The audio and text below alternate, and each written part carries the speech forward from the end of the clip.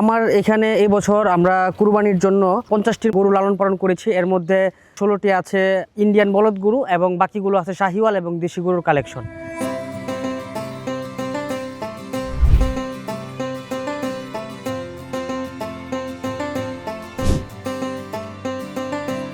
এই গরুটা হচ্ছে আমার এখানে সবচেয়ে বড় শাহিওয়াল বলা চলে।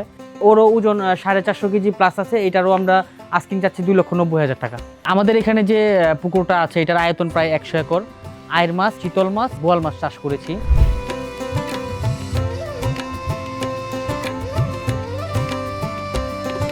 আমাদের এখানে প্রায় 50টারও অধিক গাভী রয়েছে। টোটাল বাছুর আছে এখন 50টার মতো, সার বকনা মিলিয়ে। এগুলার গড় দুধ উৎপাদন 8-9 লিটার এরকম হয়।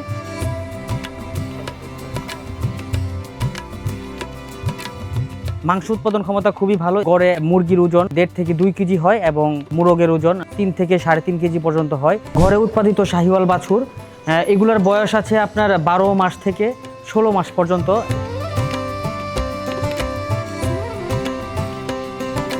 আসসালামু আলাইকুম, আমি মোহাম্মদ ইয়াসিন আরাফাত।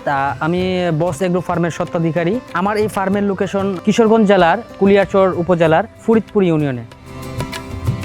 আমাদের এই ফার্মের পথযাত্রা শুরু হয় 2019 সালের দিকে। 6 বছরে আসলে আমরা অনেক কিছু হারানোর মাধ্যমে শিখেছি। প্রথমে শুরু করেছিলাম 5টা গরু দিয়ে, সেটা ফ্যাটেনিং দিয়ে শুরু করেছিলাম। তারপর আস্তে আস্তে গরুর প্রতি একটা ভালোবাসার রেজাল্টে আসলে আমাদের এই বস এগ্রোর যাত্রা।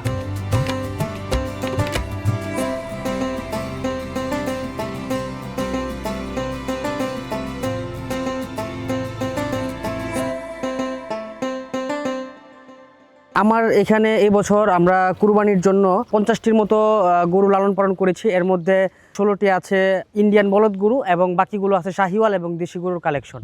এই গরুগুলো আমি বিভিন্ন হাট থেকে কালেকশন করেছি এবং 9 থেকে 10 মাস ধরে আমরা লালন পালন করছি।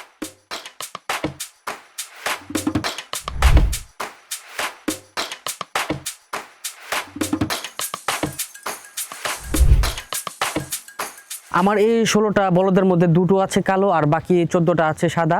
এগুলোর লাইভ ওয়েট 600 কেজির আশেপাশে। এগুলো আমরা কুরবানিতে টার্গেট রেখেছি 650 কেজি প্লাস হবে। এগুলো আমরা প্রাইস রেখেছি 3.5 লাখ থেকে 5.5 লাখ টাকার মধ্যে। আমাদের ভৈরব অঞ্চলে এই বড় বড় সাদা বলদগুলোর খুব বেশি চাহিদা। এই কারণে আমরা প্রতি বছরই এরকম কালেকশনগুলো করার চেষ্টা করি।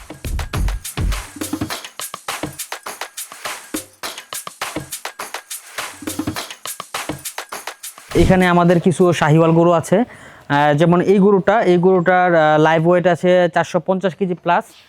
এটা আমরা আস্কিং চাচ্ছি হচ্ছে 2,90,000 টাকা। এটাও ওর প্রায় সেম ওয়েট। ওরও ওজন 450 কেজি প্লাস আছে। এটারও আমরা আস্কিং চাচ্ছি 2,90,000 টাকা। এটা একটা আপনার সুন্দর একটা শাহিওয়াল গরু।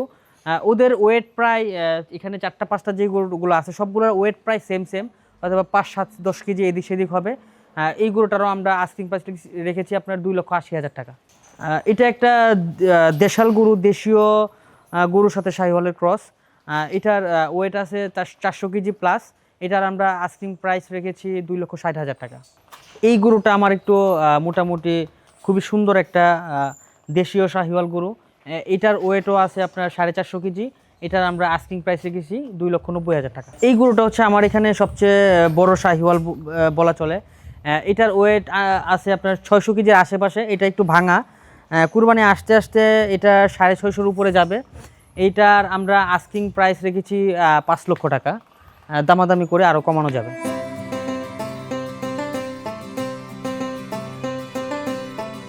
টোটাল এই ফার্মের প্রজেক্টের টোটাল এরিয়া হচ্ছে আমাদের প্রায় 80 থেকে 90 বিঘার মতো। এর মধ্যে শুধু ফার্মের এরিয়াটা হচ্ছে 10 বিঘা। বাকি জমিগুলোতে আমরা ভুট্টা চাষ করি, ধান চাষ করি, কিছু জমিতে সবজি চাষ করি।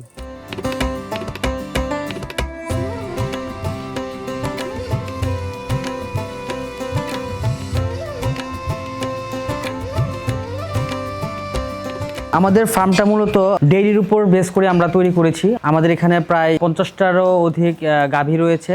আমরা 2টা ব্লাড লাইন নিয়ে কাজ করতেছি, ফ্রিজিয়ান এবং শাহিওয়াল। আমরা চেষ্টা করতেছি শাহিওয়ালের একটা স্ট্রং একটা ব্লাড লাইন নিয়ে আমরা জাত উন্নয়ন নিয়ে আমরা আগাবো। প্রথম দিকে ক্রস ব্রিড নিয়ে কাজ করেছিলাম। তো আমাদের এখানে আসলে অল্প কিছু গরু ছাড়া খুব বেশি ভালো পার্সেন্টের গরু নেই। এখানে অ্যাভারেজে আমাদের এখানে 62.5 থেকে 75% পর্যন্ত আমাদের এখানে গরু আছে। এর মধ্যে এখন আমরা বর্তমানে 25-26টা আপনার গাভী আমরা দুধ দহন করছি। এর মধ্যে আমাদের সর্বোচ্চ দুধ দেওয়ার ক্ষমতা হচ্ছে 35 লিটার এবং সর্বনিম্ন 14 লিটার। আমরা টোটাল এখন এভারেজ দুধ পাচ্ছি 450 থেকে 500 কেজির মধ্যে।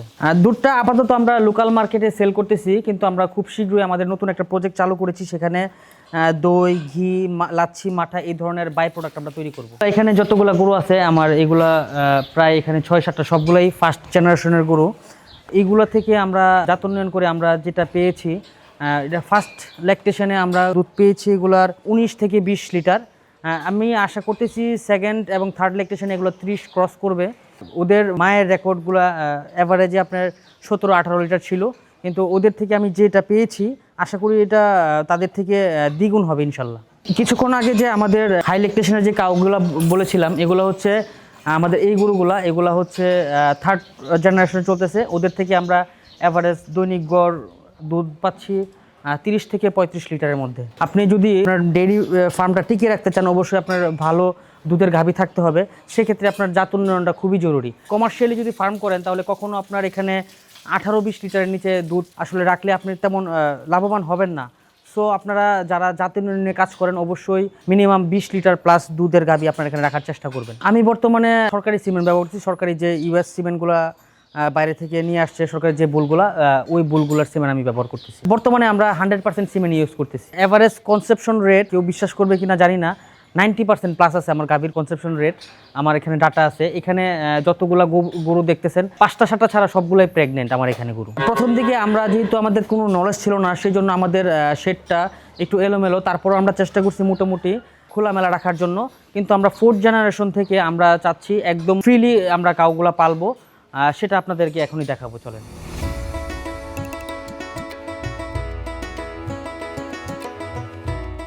আপনাদের বলেছিলাম আমরা গরুর ম্যানেজমেন্ট পরিবর্তন করব। এখানে হচ্ছে আমরা ট্রায়াল বেসিসে এগুলাকে আমরা ছেড়ে পালতেছি।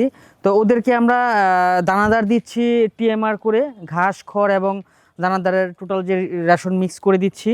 এবং ওদেরকে আমরা চেষ্টা করতেছি যে বয়স অনুযায়ী প্রত্যেকটাকে আলাদা আলাদা করে দেওয়ার জন্য। যেমন ওদের বয়স 10, 11, 12 মাসের মতো।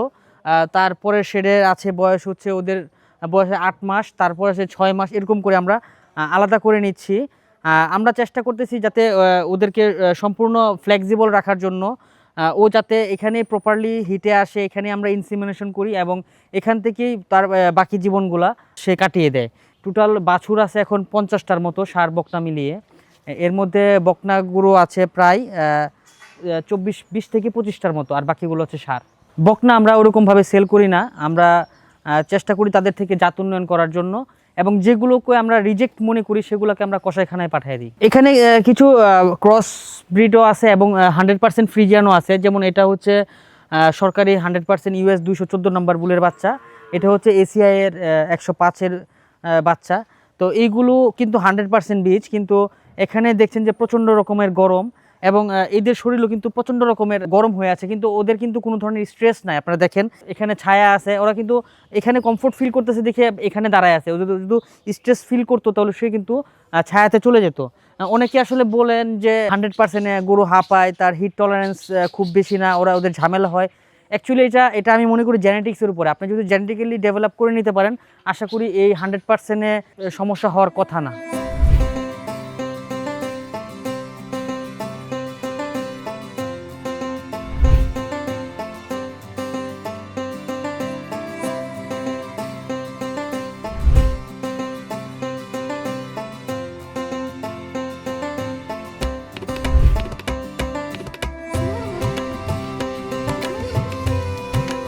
আমি কিছু শাহিওয়াল গরু রাখার চেষ্টা করেছি, পরীক্ষামূলকভাবে দেখতেছিলাম তাদের আসলে বেনিফিট কেমন। মোটামুটি দেখার পরে দেখলাম যে না, আলহামদুলিল্লাহ ভালো। আমরা একটা শাহিওয়ালের স্ট্রং একটা ব্লাড লাইন নিয়ে কাজ করতেছি। আপনারা যদি কেউ শাহিওয়ালের নিয়ে জাত উন্নয়ন করেন আশা করি ভালো। আমার এখানে যে শাহিওয়াল গাভীগুলো আছে এগুলার গড় দুধ উৎপাদন 7 থেকে 8-9 লিটার এরকম হয়। 4 লিটার দুধ যদি বাচ্চা খায় আর মিনিমাম 4 লিটার দুধ যদি আপনি বিক্রি করেন তাহলে সেক্ষেত্রে তার খাবার খরচটা হয়ে যায়। আর আপনি বছর শেষে যে একটা কুরবানির জন্য সুন্দর আকর্ষণীয় যে একটা ষাঁড় বাছুর পাবেন, সেটা আপনাকে অনেক বড় ভালো একটা বেনিফিট এনে দিতে পারবে। এদের ম্যানেজমেন্ট প্লাস রোগ প্রতিরোধ ক্ষমতা খুবই কম খেয়ে প্রতি বছর বাচ্চা দিচ্ছে, ভালো দুধ দিচ্ছে। 7 থেকে 8 লিটার খুব বেশি না হইলেও শাহিওয়ালের জন্য এটা আসলে আমি মনে করি শক্ত একটা ব্লাড লাইন। এখানে ওদের যে মিল্ক যে ফ্যাটটা 5.5 প্লাসও আমি দেখেছি হয়। তো মোটামুটি এটা আলহামদুলিল্লাহ খুবই ভালো একটা প্রজেক্ট।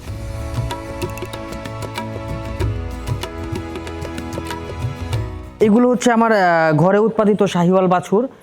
এগুলোর বয়স আছে আপনার 12 মাস থেকে 16 মাস পর্যন্ত, এবং এই বয়সের মধ্যে তাদের গ্রোথটা দেখেন আলহামদুলিল্লাহ খুবই ভালো গ্রোথ, এবং ওদের খাবার খরচ আল্লাহর রহমতে খুবই কম লাগে। ওরা পার ডে 2 কেজি এর মতো খাবার খাইয়ে মোটামুটি ভালো গেইন করতে পারে।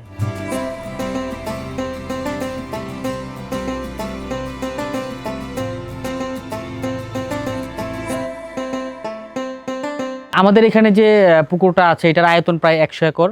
গত 2 বছর আগে আমরা এটা ট্রায়াল বেসিসে বোয়াল মাছের পোনা কালেক্ট করে আমরা ছাড়া হয়েছিল, তখন মোটামুটি আমরা ভালো একটা রেজাল্ট পেয়েছি। এই জন্য আমরা এবার সব ধরনের শুধুমাত্র আয়ের মাছ আর হচ্ছে চিতল মাছ আর বোয়াল মাছ চাষ করেছি। এই মাছগুলোকে আমরা বিভিন্ন রেনু অথবা ছোট মাছ, যেগুলো আপনার একটু কম দামে বাংলা মাছ পাওয়া যায় কার্প জাতীয় মাছ, সেগুলো আমরা দিয়ে থাকি।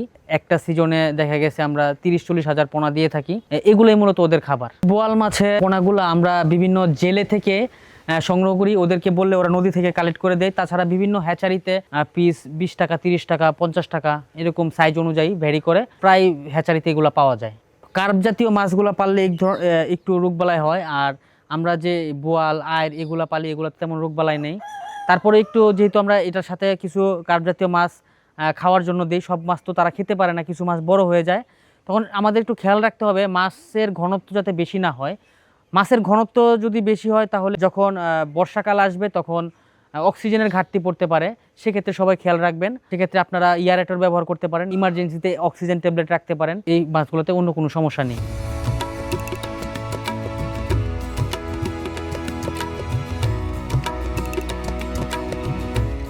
এগুলো হচ্ছে আমার পাহাড়ি দেশি মুরগি। এগুলো আমরা বিভিন্ন পার্বত্য এলাকা থেকে আমরা সংগ্রহ করেছি, এবং এখানে নিজেরাই এখানে ব্রিডিং করে আমরা এই বাচ্চা উৎপাদন করতেছি। এগুলোর মাংস উৎপাদন ক্ষমতা খুবই ভালো। এগুলো গড়ে অ্যাভারেজে মুরগির ওজন 1.5 থেকে 2 কেজি হয়, এবং মোরগের ওজন 3 থেকে 3.5 কেজি পর্যন্ত হয়, এবং এদের ডিম উৎপাদন ক্ষমতাও দেশি মুরগি থেকে ভালো। যেখানে দেশি মুরগি অ্যাভারেজ গড়ে 80 থেকে 120টা ডিম দেয় বছরে, সেখানে এরা 160 থেকে 180 পিস আপনার গড়ে অ্যাভারেজে ডিম দিয়ে থাকে। এদের রোগ প্রতিরোধ ক্ষমতা দেশি মুরগি থেকে একটু কম, যেহেতু এরা পাহাড়ে অ্যাডপ্টেড।